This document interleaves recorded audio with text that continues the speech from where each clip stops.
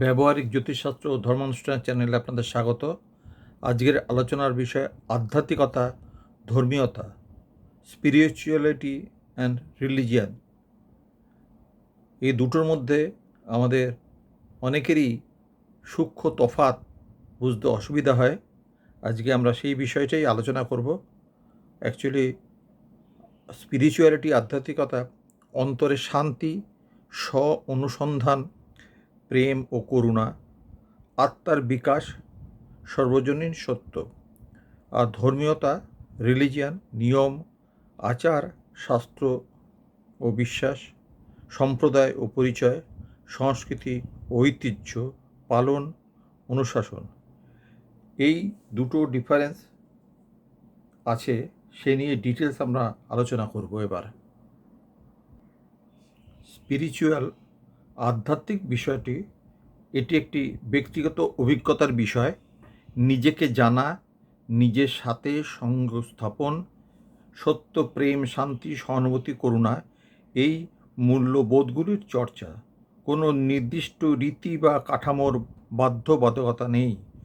প্রশ্ন করতে উৎসাহ দেয়, অনুসন্ধানে স্বাগত জানায়, সব জীবের মধ্যে একত্বের অনুভূতি জাগায়, অন্তরের পরিবর্তন আনে, চরিত্র গঠন করে, মন, দেহ, আত্মার সমন্বয় সাধন করে। নীরবতা, ধ্যান, প্রার্থনা, স্বপর্যালোচনা, প্রকৃতির সাথে সম্পর্ক, এগুলো এর অংশ হতে পারে। সীমাহীন, সর্বজনীন, অন্তর্ভুক্তিমূলক লক্ষ্য, আত্ম উপলব্ধি, মুক্তি, শান্তি ও ভালোবাসা। পক্ষান্তরে এই ধর্মীয়, রিলিজিয়াস বিষয়টি একটি সংগঠিত বিশ্বাস বা প্রথা। ঈশ্বর, ভগবান, আল্লাহ বা পরম সত্তার প্রতি বিশ্বাস, পবিত্র গ্রন্থ, ধর্মগুরু, নিয়মকানুন, আচার অনুষ্ঠান মেনে চলা, নির্দিষ্ট উপাসনালয়, উৎসব, রীতি ও পোশাক ইত্যাদি থাকে। বিশ্বাসকে প্রশ্ন না করে গ্রহণ করতে বলা হয় অনেক সময়। আমরা বরং তারা এই ভেদ বুদ্ধি তৈরি করতে পারে। বাহ্যিক আচরণ বেশি গুরুত্ব পায়, অন্তরের রূপান্তর কম। সমাজে শৃঙ্খলা ও পরিচয় দেয়। ধর্মী পরিচয়ের কারণে বিভেদ, সমালোচনা, সংঘাত হতে পারে। সীমাবদ্ধ হতে পারে একটি গোষ্ঠী বা মত প্রতিষ্ঠানের। লক্ষ্য, ধর্মীয় কর্তব্য পালন, পরকালীন ফল বা মুক্তি লাভ। আমরা কেন আধ্যাত্মিক বিষয় নিয়ে কথা বললেও তা ধর্মীয় বলে মনে হয়? আমি মনে করি আমাদের সকলের মধ্যে একই চৈতন্য আছে। প্রেম, দয়া, ক্ষমা, এসবই আসল। অপরপক্ষে প্রতিক্রিয়া, তুমি কোন ধর্মের কথা বলছো? তুমি কি আমাদের ধর্মকে ভোট করছো? তোমার কথা আমাদের বিশ্বাসের সাথে মেলে না। এইভাবেই ভুল বোঝাবুঝি, সমালোচনা, শত্রুতা ও বিতর্ক শুরু হয়।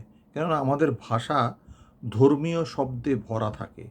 সাংস্কৃতিক অভিজ্ঞতা, অনুশীলনের অভাব, নিজের অভিজ্ঞতাকে স্পষ্টভাবে প্রকাশ করতে না পারা, অপরপক্ষের পূর্ব ধারণা ও ভ্রান্ত ধারণা।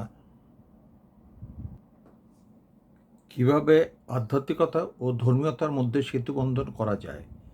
সর্বজনীন মূল্যবোধের প্রকাশ করতে হবে। প্রেম, দয়া, সত্য, শান্তি, এগুলো সবই ধর্মে গুরুত্ব পায়। নিজের অভিজ্ঞতা শেয়ার করুন, চাপিয়ে দেওয়া নয়।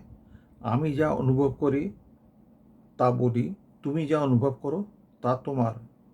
অন্যের বিশ্বাসকে সম্মান করুন, শুনুন, বুঝুন, গ্রহণ করুন, তবেই সংলাপ সম্ভব। অনুশীলন করুন, শুধু আলোচনা নয়। ধ্যান, প্রার্থনা, স্বপর্যালোচনা অন্তরে পরিবর্তন আনে। বৈচিত্র্যের মধ্যে ঐক্য দেখুন। পথ ভিন্ন হতে পারে, লক্ষ্য এক, সত্য, প্রেম, মুক্তি।